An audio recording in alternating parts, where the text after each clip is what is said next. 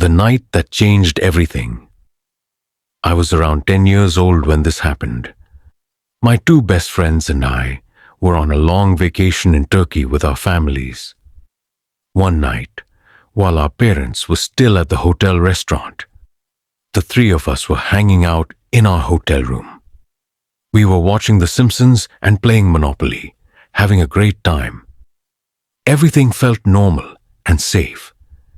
At least we thought so. Around 1 a.m., Phil looked out the window and said, "They're still at that stupid restaurant." "They said they'd be back by 11, I replied.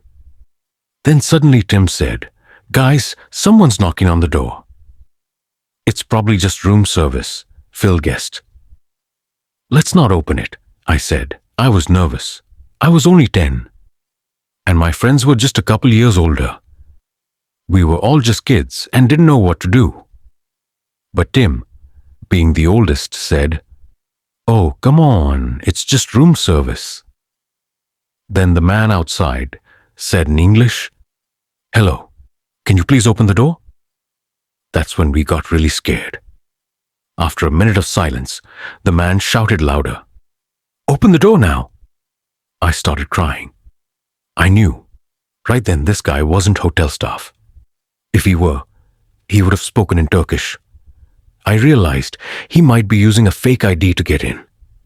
Tim grabbed us, and we all ran into the bathroom and locked the door. The man was now banging on the door, yelling at us to let him in. Luckily, Tim's mom had left her phone in the room. Phil quickly grabbed it and called his dad. Our parents rushed upstairs, but by the time they arrived, the man had vanished. At first, no one believed us, but the hotel manager checked the security footage.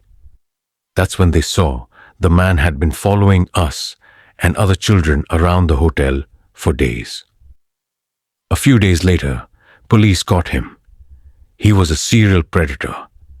We were lucky, very lucky, that he didn't catch us. The park incident. When I was 15, my mom went shopping and left me in charge at home. As it started getting dark, I realized my little brother wasn't home.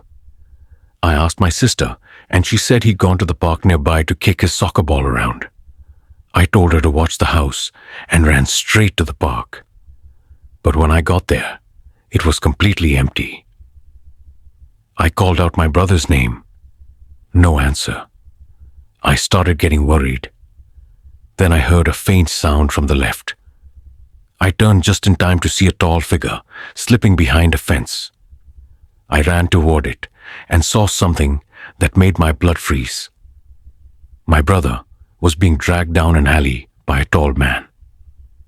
Without thinking, I ran full speed and tackled him. He dropped my brother, then tried to grab me, but I kept stomping on him, full of rage. I picked up my brother and ran back home as fast as I could. By the time we got home, it was dark. My mom was there, worried sick. When she saw our faces, she knew something terrible had happened. We all cried as we told her. The police were called, but the man was never found. The woman in the rice field one summer, during my junior high years, my mom and I visited my grandma, who lived in the countryside. Her house was deep in the rural area.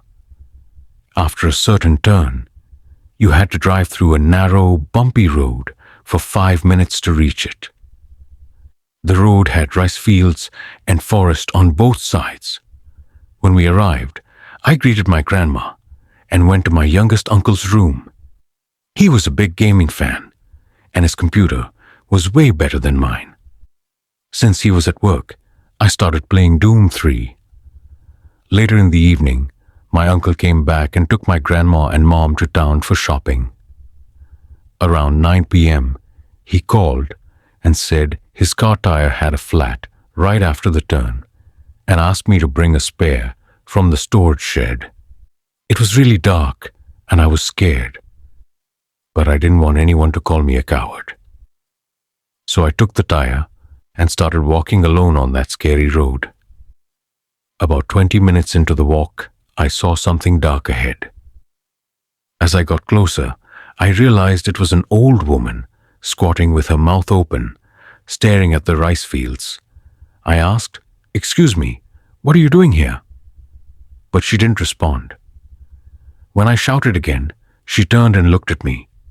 Even in the darkness, I could see her white hair, her blank white eyes, and her wrinkled face. What scared me the most was that she had no lower body.